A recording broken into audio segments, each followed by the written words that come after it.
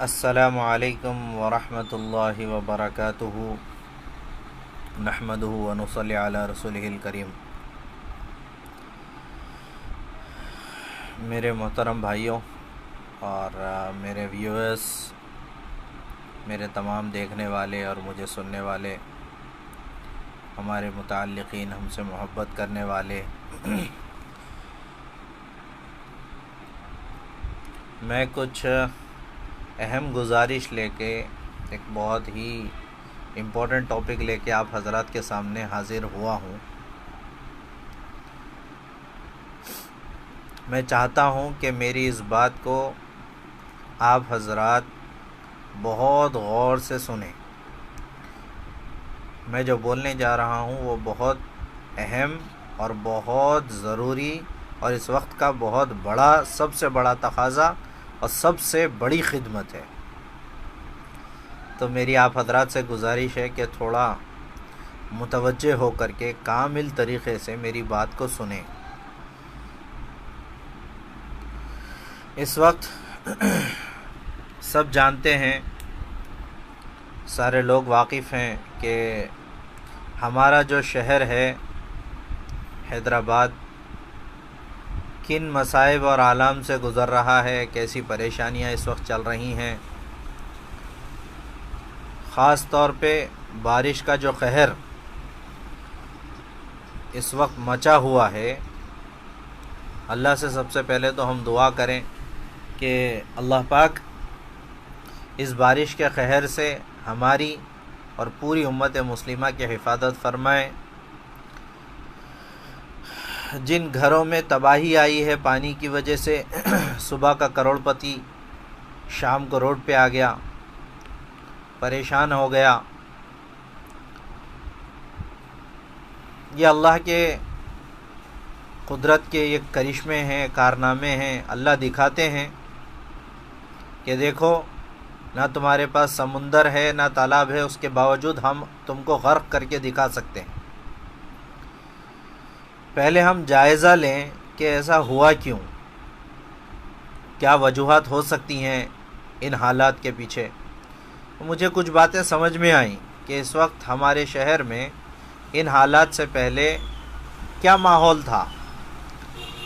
کیسی بے حیائی کا عالم چل رہا تھا۔ اللہ ماشاء اللہ جو گھرانے محفوظ ہیں وہ محفوظ ہیں، اس کے علاوہ کیسے کیسے واقعات ہمارے سننے میں نہیں آئے۔ ہماری بچیوں کے جو تعلقات ہیں وہ کیسے کیسے ناجائز تعلقات، اچھے اچھے گھرانوں کے، اور ہمارے بچے بھی جو ہے کتنے غلط کاموں میں پڑے ہوئے ہیں۔ کہیں شراب پی جا رہی تھی اور سود کا کاروبار ہمارے یہاں عام ہو گیا۔ اللہ کے نبی علیہ الصلاۃ والسلام کی تو حدیث ہے، جس کا ایک حدیث پاک کا مفہوم ہے کہ جو سود کھاتا ہے، سود کا ایک پیسہ لینا دینا جو کرتا ہے، اس کے لیے اللہ پاک سے گویا کہ وہ ایسا ہے جیسے اللہ سے جنگ کر رہا ہے۔ تو کیا ہمارے پاس اتنی طاقت ہے کہ ہم اللہ رب العزت سے جنگ کریں؟ ہر جگہ سود عام ہو گیا، بے حیائی بڑھ گئی، مسلمان نوجوان شراب کی لت میں پڑا ہوا ہے۔ اللہ ماشاء اللہ جو گھر بچے ہوئے ہیں وہ بچے ہوئے ہیں، ورنہ تو کتنے گھرانے ایسے ہیں جہاں بچے شراب پی رہے ہیں، جس کو ساری برائیوں کی جڑ کہا گیا۔ اور دوسرا گالی گلوچ کتنا عام ہو گیا، کتنی گندی گندی گالیاں ہمارے پاس کے بچے اپنی زبان پہ لاتے ہیں۔ یہ ہمارے لیے بظاہر معمولی چیز دکھتی ہے، لیکن ایک حدیث ہے جس میں اللہ کے نبی علیہ الصلاۃ والسلام کے ارشاد کا مبارک مفہوم یہ ہے کہ جب یہ امت گالی گلوچ کرنے پہ آ جائے گی تو اللہ رب العزت کی نگاہوں سے گر جائے گی، ذلیل ہو جائے گی۔ تو جب اللہ کی نگاہ میں ہم ذلیل ہو جائیں گے، ان حالات کے آنے پہ تعجب کیسا پھر؟ یہ تو ہم نے اپنی ذلت خود کر لی ہے، اللہ کی نظروں میں۔ تو میرے پیاروں، میں آپ حضرات سے گزارش کرتا ہوں کہ ان گناہوں کو فوراً چھوڑ دیا جائے۔ سود، زنا اور گالی گلوج آپس کا اور بد نظری، یہ ساری چیزیں ختم کر کے توبہ کریں۔ اللہ تو بے پناہ نوازنے والے ہیں۔ ایک آنسو کا خطرہ ساری زندگی کے گناہوں کو دھو دیتا ہے اللہ کے یہاں۔ اللہ تو وہ چیز ہے۔ تو میری گزارش ہے کہ آپ حضرات اس بات کو عام کریں، کوشش کریں۔ ہم کوشش کر سکتے ہیں، نتائج اللہ کے ہاتھ میں ہیں۔ اس کو اللہ کے سامنے رکھ کر گڑ گڑائیں، توبہ کریں، معافی مانگیں، امت کی طرف سے روئیں کہ یہ جو حالات اس وقت آئے ہوئے ہیں، اللہ پاک اس کو اپنے کرم سے ختم کر دیجئے۔ قدرتی آفات ایسے ہیں کہ ہم ان سے لڑ نہیں سکتے، یہ اللہ کی طرف سے بھیجی ہوئی آفتیں ہیں۔ اس کو روکنے کے لیے صرف توبہ اور استغفار کے علاوہ کوئی دوسرا راستہ نہیں ہے۔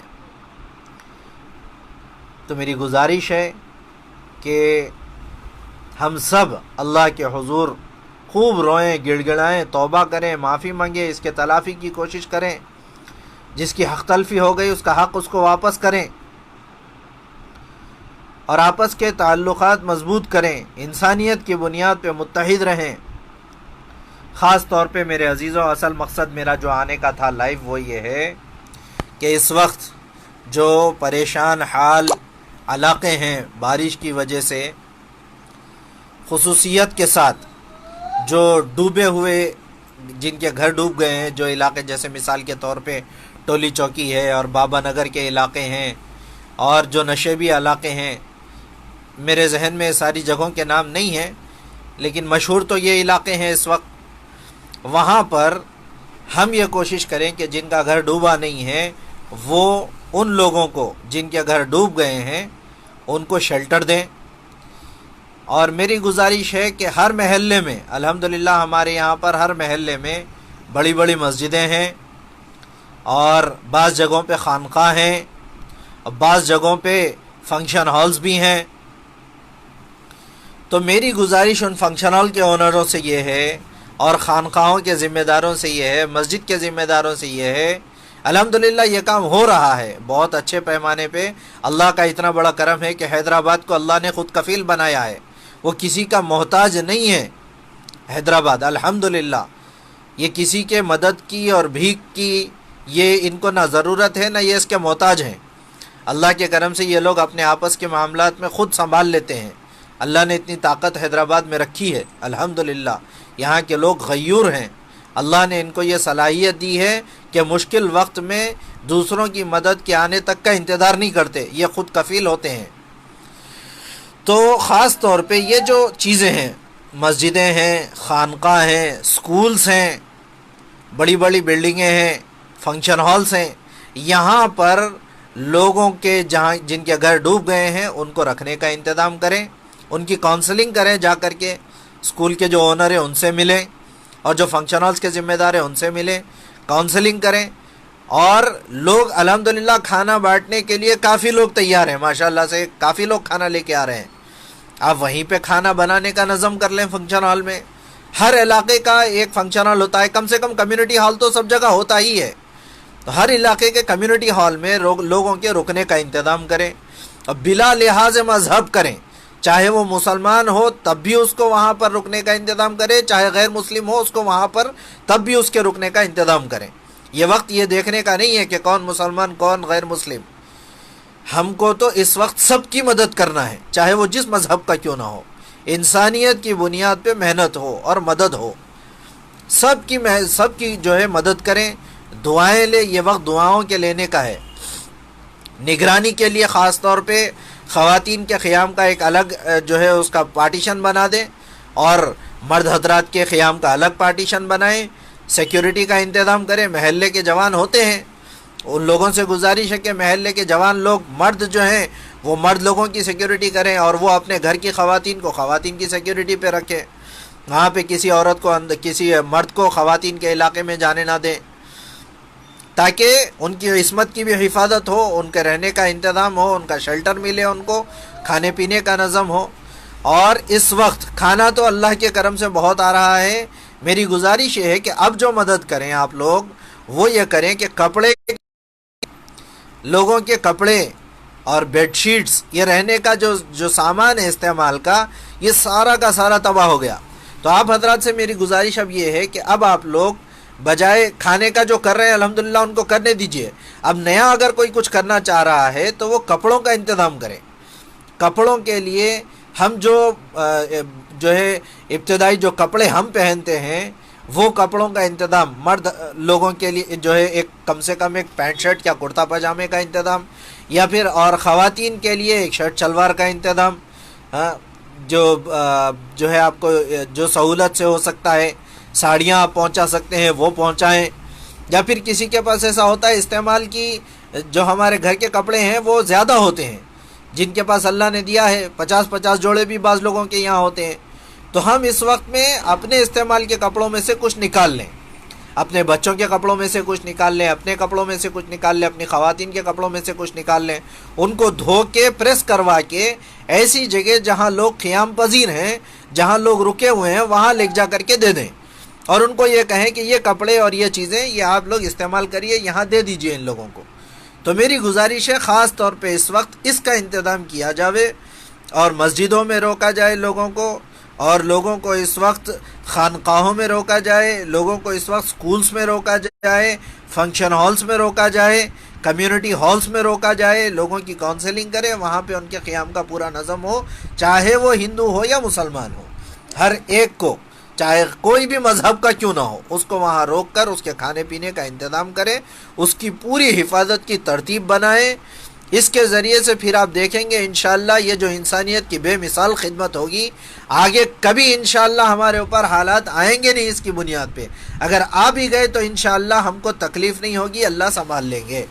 کیونکہ اللہ کے نبی پاک علیہ الصلوۃ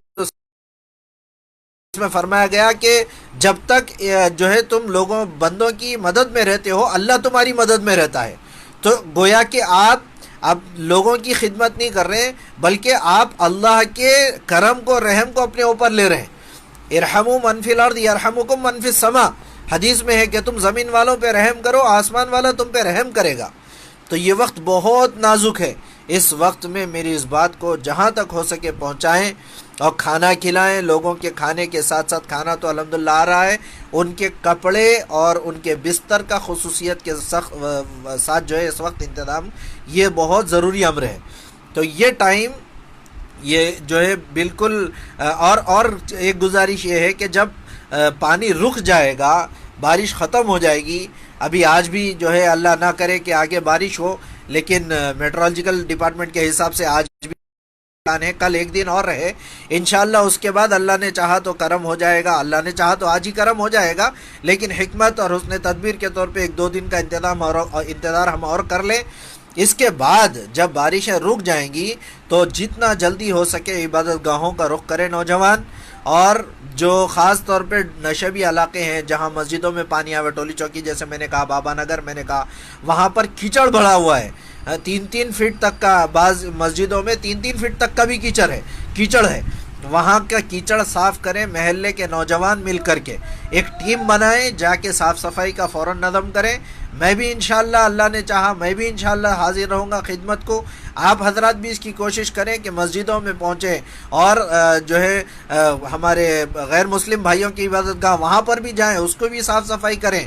ہماری مسجدوں کی صاف صفائی کریں، لوگوں کے گھروں کی صاف صفائی کریں، ان کے گھر کی صفائی، پورا کیچڑ نکالنے میں، دھونے کرنے میں ان کی مدد کریں، اور ان کے چولہے کو جو ہے دوبارہ سے چالو کرنے کی ہم پوری کوشش کریں۔ بارش کے رکنے کے بعد ہم پوری ایک ٹیم ابھی سے تشکیل دیں، ہر نوجوان کی اپنی ایک ٹیم ہوتی ہے، فرینڈ سرکل ہوتا ہے، دوسرے چیزوں کی ہم دعوت دیتے ہیں، خالی دنوں میں چلو کھانا کھانے جائیں گے، یہ کریں گے وہ کریں گے، ہمارے الا بلا 25 ہماری مصروفیتیں رہتی ہے، ایک تشکیل اس کی بھی کر لے کہ بھائی دیکھو جیسے ہی بارش رکے گی ہم کو فلاں علاقے میں جانا ہے، اور ہر آدمی طے کر لے یہ علاقے میں جاؤں گا اور میں مدد کروں گا۔ انشاءاللہ ایسا کرنے سے کام ہلکا بھی ہو جائے گا اور سہولت کے ساتھ کام ہو جائے گا۔